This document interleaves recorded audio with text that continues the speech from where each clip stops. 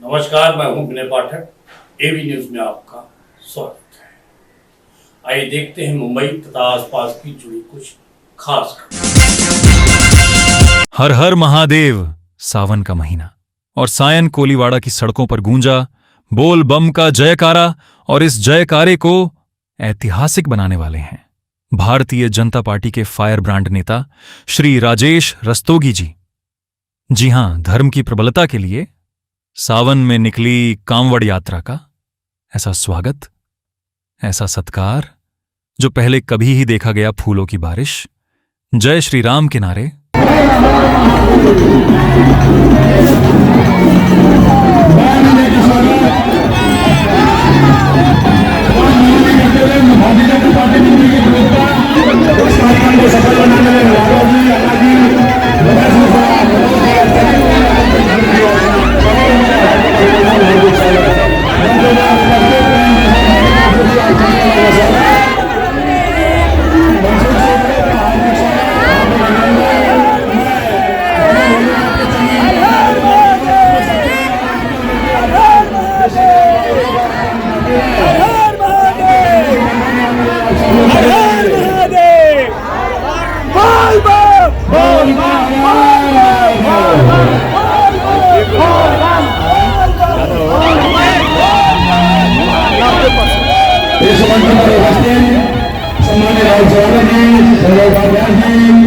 और केसरिया में डूबा सायन कोलीवाड़ा।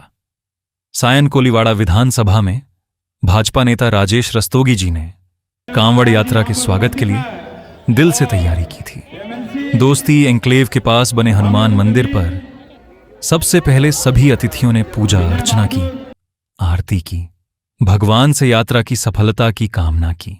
उसके बाद जैसे ही कांवड़ यात्रा इस मार्ग से होकर गुजरी, वैसे ही राजेश रस्तोगी जी द्वारा बनाए गए भव्य मंच से गुलाब के फूलों की जोरदार बारिश कांवड़ियों पर की गई।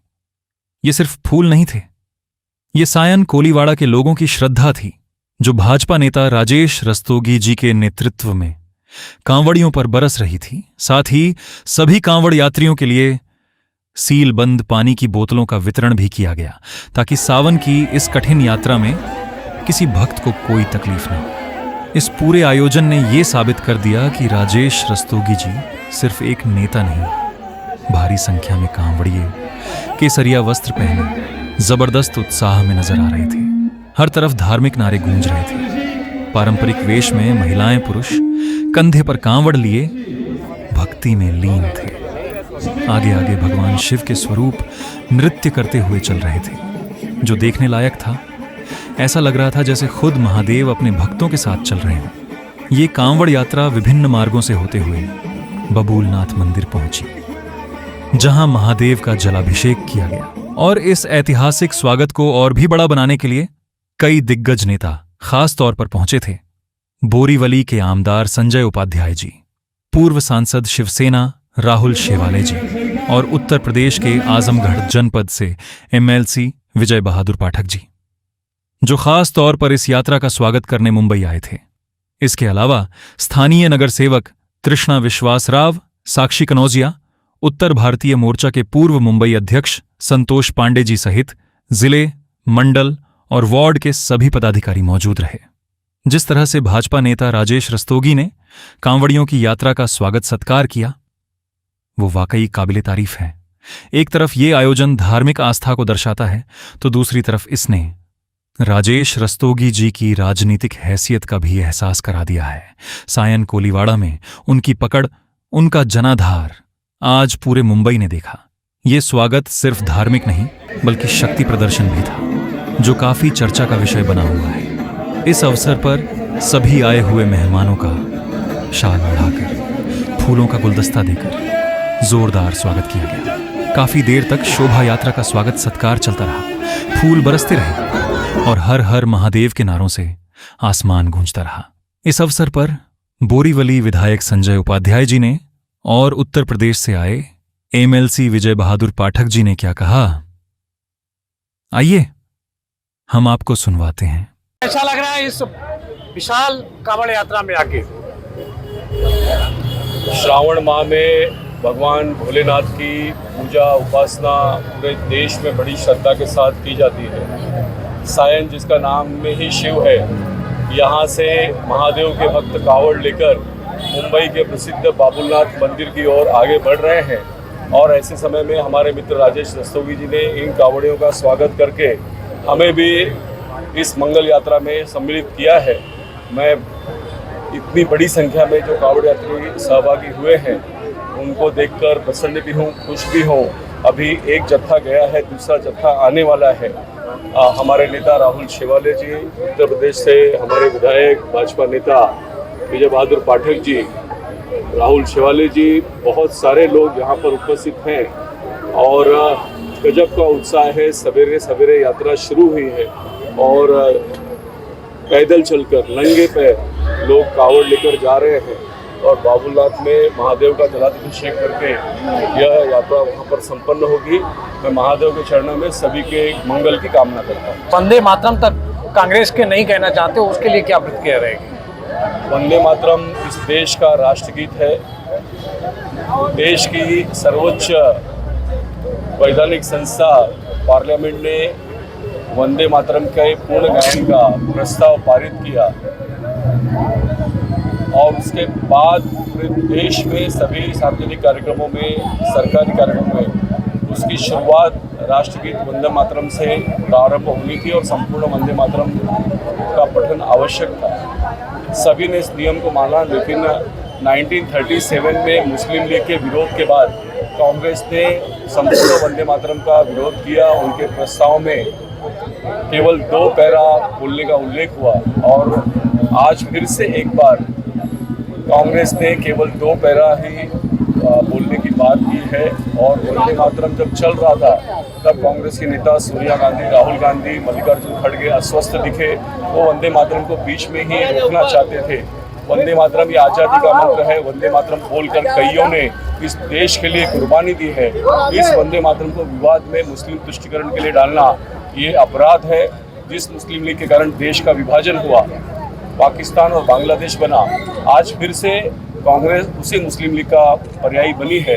मैं इस घटना का निषेध करता हूँ। वर्तमान समय में ऑटो रिक्शा पर जिस तरह से मराठी बोलना अनिवार्य किया है, सब लोग आपकी तरफ निगाहें बढ़ाए हुए हैं, क्या इसमें कोई छूट दी जाएगी? मेरा स्पष्ट मत है, हम जिस राज्य में हैं वहाँ की स्थानिक भाषा, स्थानिक संस्कृति का सम्मान करना चाहिए, घुल मिलकर रहना चाहिए और व्यवहारिक मराठी का ज्ञान होने में कोई नुकसान नहीं है। हमने मराठी सीखनी चाहिए और बहुतों ने बड़ी संख्या में मराठी सीखा भी है, ये स्वागत योग्य है।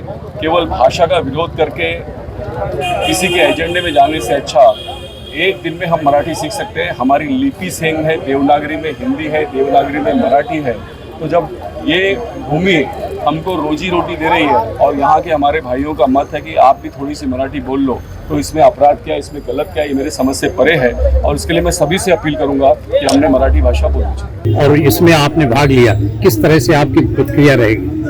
सावन का महीना है, पूरे देश में कांवड़ यात्रा का जोर है। यहाँ भी जब मैं आया तो जिस उत्साह का प्रकटीकरण मुझे दिखा, निश्चित तौर पर सनातन के उन सभी को मेरी शुभकामना है जिस लक्ष्य को लेकर के उन्होंने अपनी कांवड़ उठाई है। अपना समय से जलार्पण करें। उत्तर प्रदेश में तो कांवड़ का जो दिव्य भव्य समारोह हुआ, राज्य सरकार ने अपने से तय किया कि जो कांवड़ यात्रा के लोग हैं उन पर पुष्प वर्षा होगी।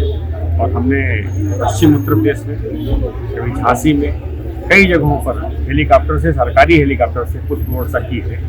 समाज आगे बढ़ करके उन पर पुष्प वर्षा करे, उसी क्रम में आज यहाँ पे भी महाराष्ट्र के कार्यकर्ताओं ने जो यात्रा थी उस पर पुष्प वर्षा का कार्यक्रम रखा था। मुझे भी बुलाया, आयोजकों के लिए आभार। लेकिन यहाँ पर उत्तर प्रदेश से विपरीत तस्वीर आपको ये नजर आई होगी कि महिलाएं यहाँ पर सबसे ज्यादा बढ़ चुकी, जबकि उत्तर प्रदेश में पुरुष रहते हैं, लेकिन यहाँ महिलाओं का आपने अधिक संख्या देखी। आप कम कर मत आकिए महिलाओं, देश आगे बढ़ रहा है। महिला सशक्तिकरण पर, नारी सशक्तिकरण पर जोर है और सभी क्षेत्रों में महिलाएं आगे हैं। तो इस क्षेत्र में क्यों नहीं? और धर्म में महिलाएं भी आगे रहती नहीं, सहज, देखिए सहजता के नाते जब कंफर्ट स्थिति है तो पूजा पद्धति का अपना व्यक्तिगत विषय है, लेकिन उसमें सब लोग सहभागिता करें, इसमें समाज का योगदान है, इसलिए आज कुछ प्रस्ताव हुई है, अधिकाधिक लोग इसमें योगदान करें। साल कांवड़ यात्रा की आज जिस तरह से स्वागत समारोह किया आपने, हर वर्ष एक बच्चों का टोली जो है इस कार्यक्रम का आयोजन करती है। ये लोगों ने परसों मुझसे कहा कि ये आगे कुछ चढ़ बढ़ के जो सांस्कृतिक है, अपने सांस्कृतिक कार्यक्रमों को और चढ़ बढ़ के अपने को हिस्सा लेना चाहिए। तो मैं बोला ठीक है। फिर उसके तहत विजय बहादुर पाठक जी उत्तर प्रदेश से आए हुए हैं MLC, उनसे मैंने पूछा तो बोले कि मैं आज 23 तारीख 5 बजे तक हूँ, तो वो समय के लिए स्वीकृत किए। फिर बोरीवली विधायक संजय भाई को मैंने बोला तो वो बोले मैं भी समय दे दूंगा, अपना सांस्कृतिक कार्यक्रम है, मैं ज़रूर आऊँगा। फिर राहुल चवाले जी, ऐसे चैन पुलिंग बनती गई। और जो आज का समय चल रहा है, सनातन युग जो है, आदरणीय मोदी जी के और योगी जी देवेंद्र जी के नेतृत्व में जो चल रहा है उसमें सब लोग चढ़ बढ़ के हिस्सा ले रहे हैं। जो यहाँ पर हमारे प्रमुख अतिथि के रूप में राहुल चवाले जी, संजय उपाध्याय जी, विजय बहादुर पाठक जी और इस वार्ड की नगर सेविका संतोष पांडे जी उपस्थित हुए, सभी लोगों का। और इस बाजू के वार्ड की हमारे उत्तर भारतीय एक नगर सेविका हैं, मैं उनका मैं भारतीय जनता पार्टी मुंबई की तरफ से और इस मंच की तरफ से जो सभी लोग प्रमुख यहाँ पर उपस्थित हुए, सभी लोगों को हृदय के अथाह गहराइयों से अभिनंदन व्यक्त करता हूँ। और इस कार्यक्रम को जो चढ़ बढ़ के ये सफल बनाए हमारे सहयोगी लोग, वो लोगों का भी मैं हृदय के अथाह गहराइयों से अभिनंदन करता हूँ।